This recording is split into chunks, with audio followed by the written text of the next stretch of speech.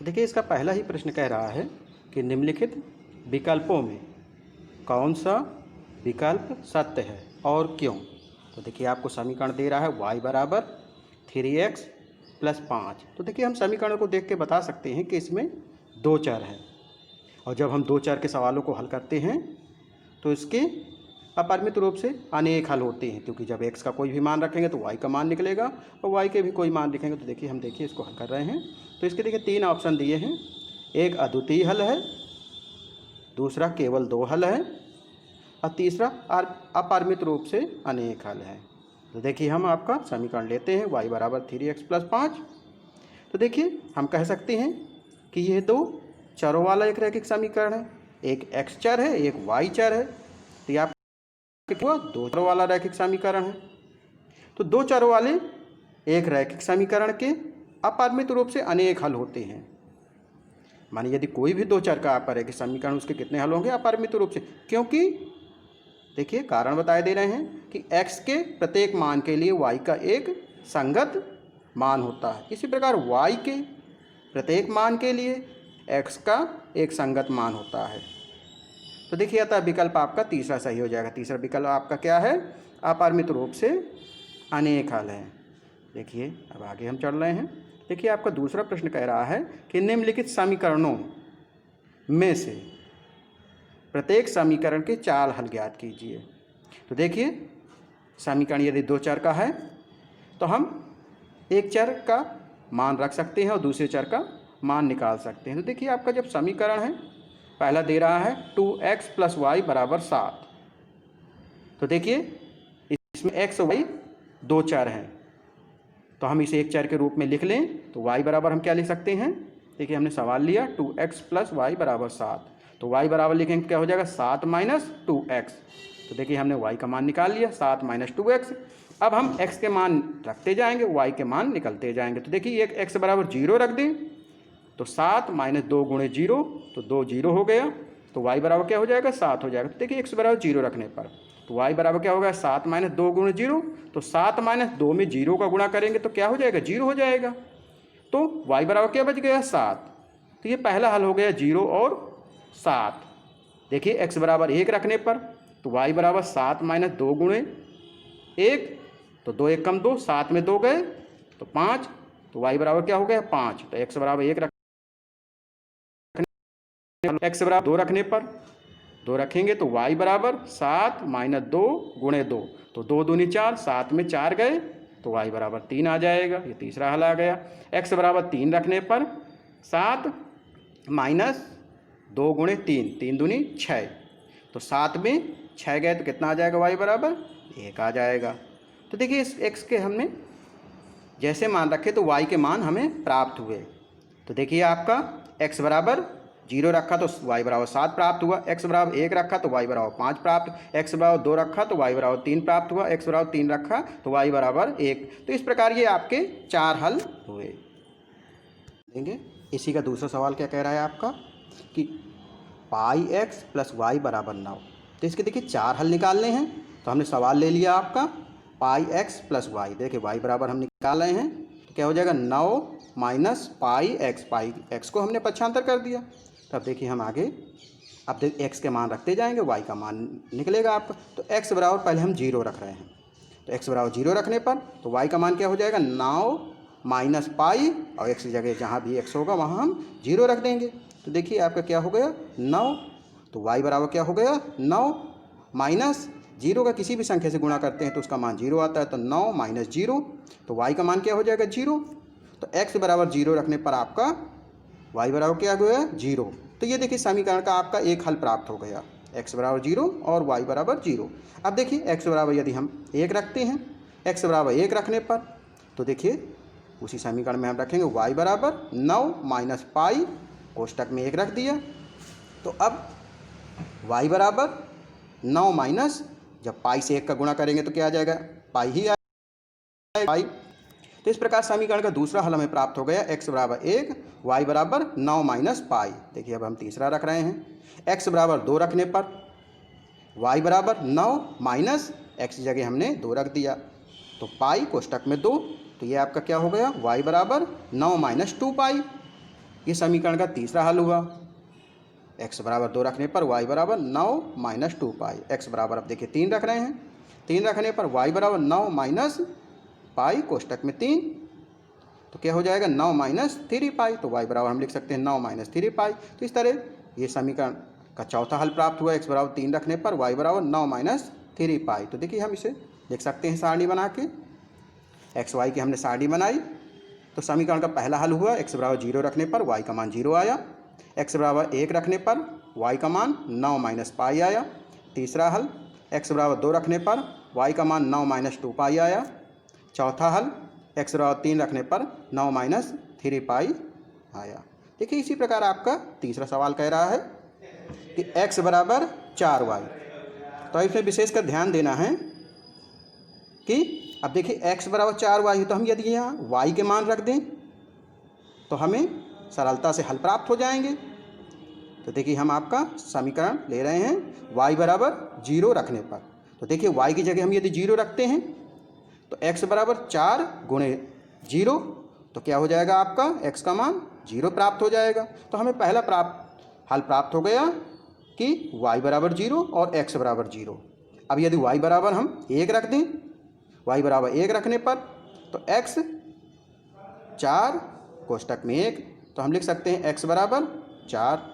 तो समीकरण का दूसरा हल हुआ x बराबर 4 और y बराबर 1। y बराबर 2 रखने पर तो y जहाँ भी है वहाँ 2 रख देंगे, तो x बराबर 4 गुणे 2 बराबर 4 दूनी 8, तो x बराबर आपका 8 हो गया। ये तीसरा समीकरण का हल हुआ। इसी प्रकार y बराबर 3 रखने पर तो x बराबर 4 गुणे 3, 4 × 12, तो x बराबर क्या आ जाएगा आपका 12 आ जाएगा। तो इस प्रकार हम इस समीकरण के 4 हल प्राप्त हुए। हम देखिए सारणी में इसे लिख सकते हैं। तो एक्स वाई का, तो पहला हल जब हमने y बराबर 0 रखा तो x का मान 0 प्राप्त हुआ। जब y बराबर 1 रखा तो x का मान 4 प्राप्त हुआ। जब y बराबर 2 रखा तो x का मान 8 प्राप्त हुआ। जब y बराबर 3 रखा x का मान 12 प्राप्त हुआ। इस प्रकार आपके समीकरण के 3 हल प्राप्त हो जाते हैं। लेंगे इसी प्रश्नावली का आपका तीसरा सवाल क्या कह रहा है? कह रहा है बताइए कि निम्नलिखित हलों में कौन कौन समीकरण x माइनस 2y बराबर 4 के हल हैं और कौन कौन हल नहीं हैं। तो देखिए पहला सवाल दे रहा है 0, 2। तो हम जानते हैं कि यहाँ x बराबर 0 दिए है और y बराबर 2 दिए है। तो यदि इस समीकरण को संतुष्ट कर जाता है, अर्थात left hand side equal right hand side के बराबर हो जाता है, तो समीकरण के हल है। अब इसमें देखिए लेफ्ट हैंड साइड हमारा क्या है x माइनस 2y और 4 क्या है आपका राइट हैंड साइड है। तो x बराबर 0 रख देंगे और y बराबर 2। तो देखिए हम हल कर रहे हैं इसको।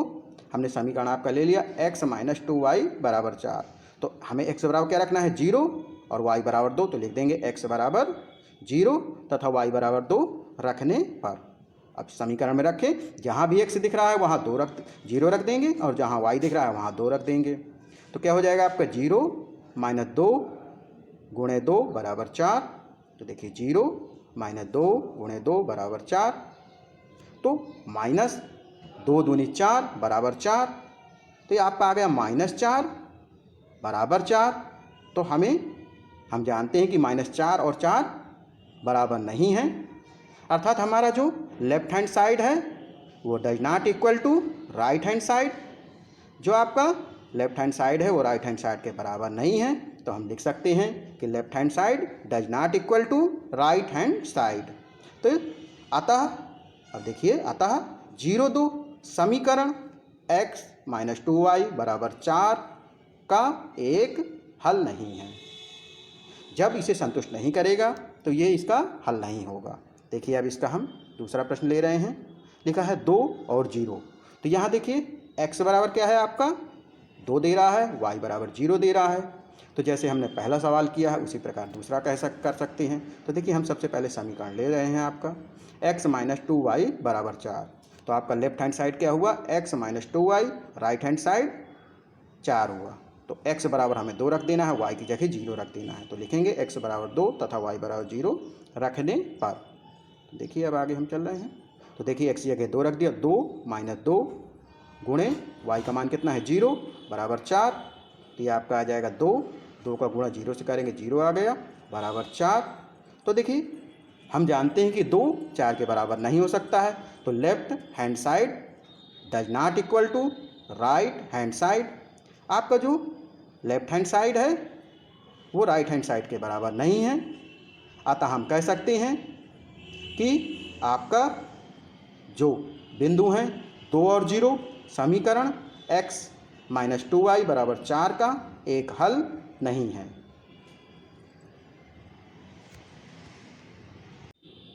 इसी का तीसरा सवाल, आपके बिंदु क्या दिए हैं 4 और 0, तो हमें सवाल दे रहा है कि ये समीकरण के हल हैं कि नहीं है। तो आपका समीकरण क्या दिया है x माइनस 2y बराबर 4, तो x बराबर 4 दिख रहा है तथा y बराबर 0 दिख रहा है। तो x बराबर 4 तथा y बराबर 0 रखने पर तो जहाँ भी x है वहाँ हम 4 रख देंगे, जहाँ y है वहाँ 0 रख दें। तो 4 माइनस 2 गुणे 0 बराबर 4। तो 4 यदि 2 का 0 से गुणा करेंगे तो 0 आ जाएगा बराबर 4। तो 4 माइनस 0 हो गया, यदि 4 में 0 घटाते हैं तो क्या आएगा 4। तो 4 बराबर 4। तो आपका 4 के बराबर दिख रहा है, समान संख्याएं हैं। तो आपका left hand side equal to right hand side, आपका जो लेफ्ट हैंड साइड है वो राइट हैंड साइड के बराबर है। तो अतः हम कह सकते हैं अतः 4 0 समीकरण का एक हल है। समीकरण आपका क्या है x माइनस 2y। तो हम कह सकते हैं कि x माइनस 2y बराबर 4 का एक हल है।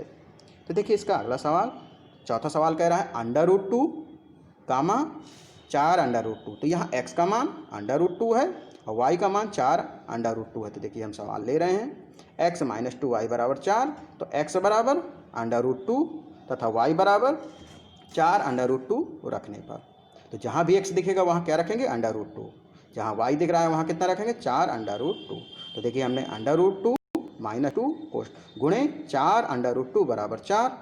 तो अंडर रूट 2 तो है आपका और इसका अंदर को कर देंगे गुणा 2 का, तो 2 चौके 8, 8 अंडर रूट 2 बराबर 4। अब यहाँ अंडर रूट 2 प्लस का है और ये माइनस का 8 अंडर रूट 2 है, तो 8 में 1 घटेगा तो अंडर रूट कितना आ जाएगा माइनस 7 अंडर रूट 2 बराबर 4। तो हम कह सकते हैं कि under root minus 7 under root 2 बराबर 4 नहीं है।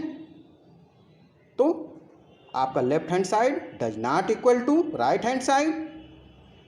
तो अतः under root 2 comma 4 under root 2 समीकरण का एक हल नहीं है। देखिए इसी का आपका पांचवा सवाल दे रहा है 1 कामा 1। तो यहाँ x का मान भी 1 है, y का मान भी 1 है। तो आप वही समीकरण हम पहले वाला ले रहे हैं x माइनस 2y बराबर 4। तो x बराबर 1 तथा y बराबर 1। तो x बराबर 1 तथा y बराबर 1 रखने पर हम रख देंगे। तो क्या हो जाएगा आपका 1 माइनस 2 गुणे 1 बराबर 4। तो यह आ गया 1 माइनस 2 का 1 से गुणा करेंगे 2 आएगा बराबर 4। तो अब 1 में 2 माइनस 2 घटेगा तो कितना आएगा माइनस का 1 बराबर 4। तो हमें दिख रहा है कि माइनस 1 और 4 बराबर नहीं है। तो हम कह सकते हैं कि left hand side does not equal to right hand side. अतः एक समीकरण का एक हल नहीं है। ध्यान देंगे, देखिए इसे प्रश्नावली का चौथा सवाल कह रहा है k का मान ज्ञात कीजिए जबकि x बराबर 2 y बराबर 1 समीकरण 2x प्लस 3y बराबर k का एक हल है। जब कोई भी जैसे x बराबर 2 और y बराबर 1 दिए है, कह रहा है समीकरण का हल है। जब कोई भी मान समीकरण का हल होता है तो हम उस समीकरण को क्या करता है वो संतुष्ट करता है, अर्थात x बराबर 2 y बराबर 1 समीकरण को संतुष्ट करेगा। देखिए हम ले रहे हैं चूंकि x बराबर 2 y बराबर 1 समीकरण 2x प्लस 3y बराबर k का एक हल है। अतः x बराबर 2 y बराबर 1 समीकरण 2x प्लस 3y बराबर k को संतुष्ट करेगा। अर्थात हम x बराबर 2 और y बराबर 1 समीकरण में रख देंगे। देखिए रख रहे हैं तो ये आपका हो जाएगा 2 गुणे 2, x की जगह 2 दिए है, y की जगह 1 तो प्लस 3 गुणे 1, तो 2 दूनी 4 प्लस 3 एकम 3 बराबर k। तो 4 प्लस 3 बराबर कितना हो गया 7। तो k बराबर आपका कितना हो गया 7। तो देखिए इसी प्रकार हम इसके सवाल हल कर सकते हैं। यदि कोई भी आपको समस्याएं पड़ रही हैं तो देखिए आपको कॉन्टैक्ट नंबर दिया जा रहा है, इसमें आप संपर्क करके अपनी समस्याओं का सॉल्यूशन ले सकते हैं।